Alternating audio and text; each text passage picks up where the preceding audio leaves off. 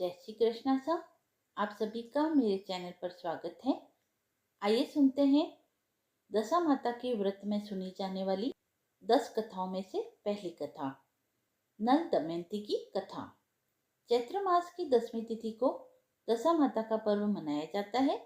इस दिन दशा माता की कथा पढ़ने से 10 गुना अधिक फल प्राप्त होता है। मान्यता है कि दशा माता की पूजा और कथा पढ़ने से घर में सुख समृद्धि आती है।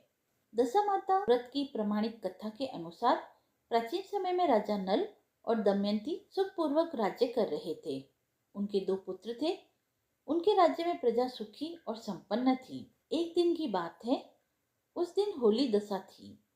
एक ब्राह्मणी राजमहल में आई और रानी से कहा, दशा का डोरा ले लो। बीच में दासी बोली, हाँ रानी साहिबा, आज के दिन सभी सुहागिन महिलाएं दशा माता की पूजा और व्रत करती हैं तथा इस डोरे की पूजा करके गले में बांधती है, जिससे अपने घर में सुख समृद्धि आती है। अतः रानी ने ब्राह्मणी से डोरा ले लिया और विधि अनुसार पूजन करके गले में बांध लिया।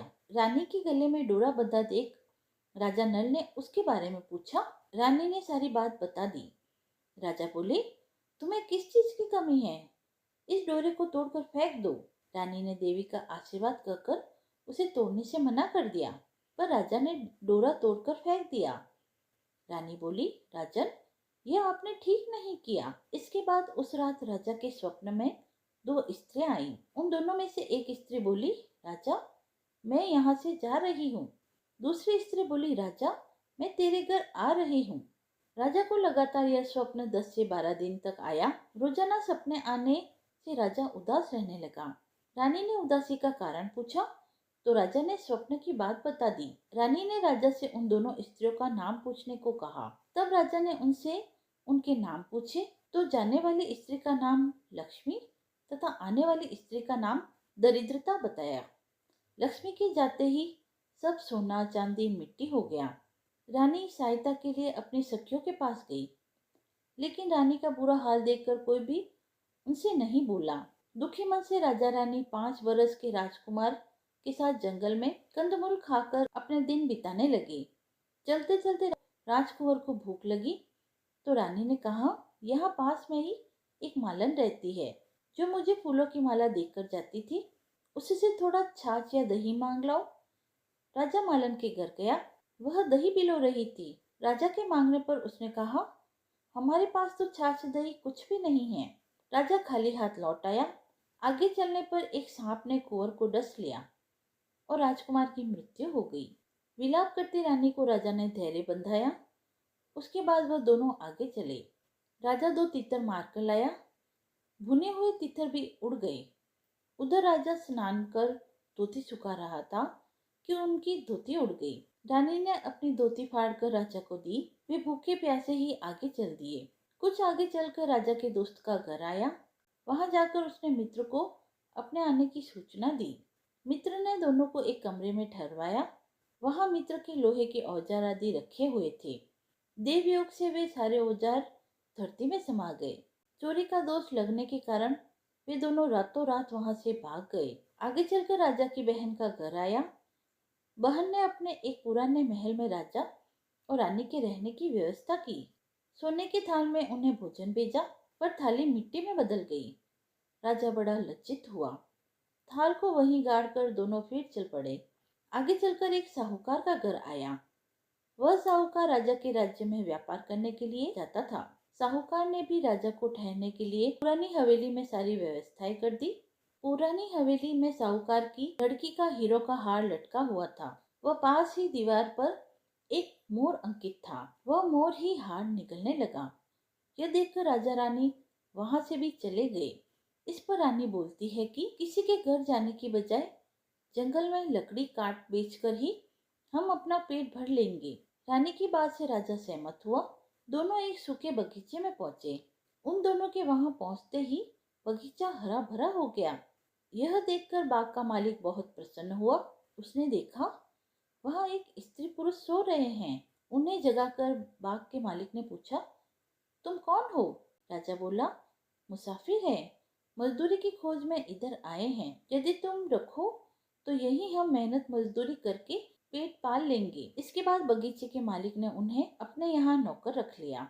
एक दिन बाग की मालकिन भी संपदा देवी की कथा सुन डोरा ले रही थी। रानी के पूछने पर उसने बताया कि यह संपदा देवी का डोरा है। रानी ने भी कथा सुनी, डोरा लिया। राजा ने फिर पत्नी से पूछा कि यह कैसा डोरा बांधा है? तो रानी बोली, यह वही डोरा है जिसे आपने एक बार तोड़कर फेंक दिया था और इसका अपमान किया था। उसी के कारण संपदा देवी हम पर नाराज है। रानी फिर बोली, यदि संपदा माँ सच्ची है तो फिर हमारे पहले के दिन लौट आएंगे। उसी रात राजा को पहले की तरह स्वप्न आया। एक स्त्री कह रही है, मैं जा रही हूँ। दूसरी कह रही है, राजा मैं वापस आ रही हूँ।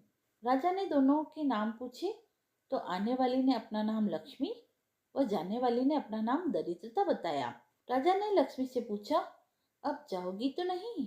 लक्ष्मी बोली, यदि तुम्हारी पत्नी संपदा जी का डोरा लेकर कथा सुनती रहेगी तो मैं नहीं जाऊंगी। यदि तुम डोरा तोड़ दोगे तो मैं वापस चली जाऊंगी। बाकी मालकिन जब वहां की रानी को हार देने जाती तो दमयंती हार गूंथ कर देती। हार देखकर रानी बड़ी प्रसन्न हुई। उसने पूछा कि हार किसने बनाया है? तो मालन ने कहा, कोई पति पत्नी बाग में मजदूरी करते हैं, उन्होंने ही बनाया है। रानी ने मालन को दोनों परदेशियों के नाम पूछने को कहा। उन्होंने अपना नाम नल व दमयंती बतलाया। मालन दोनों से समायाचना करने लगी। राजा ने उससे कहा, इसमें तुम्हारा क्या दोष है? हमारे ही दिन खराब थे। अब दोनों अपने महल की तरफ चले। राह में साहूकार का घर आया। दोनों वहां साहूकार के पास गए। साहूकार ने नई हवेली में उनके ठहरने का प्रबंध किया। तो राजा बोला, मैं तो पुरानी हवेली में ही ठहरूंगा। वहां साहूकार ने देखा, दीवार पर चित्रित मोर नौलख के हार को उगल रहा था। साहूकार ने राजा के पैर पकड़ लिए। राजा ने कहा, दोस्त तुम्हारा नहीं, मेरे दिन बुरे थे। राजा आगे चलकर बहन के घर पहुंचा। बहन ने नए महल में ही रहने की जिद की। जैसे ही उसके पैर के नीचे की धरती खोदी तो हीरो से जड़ित थाल वहां से निकला। राजा ने बहन को वह थाल भेंट स्वरूप दिया।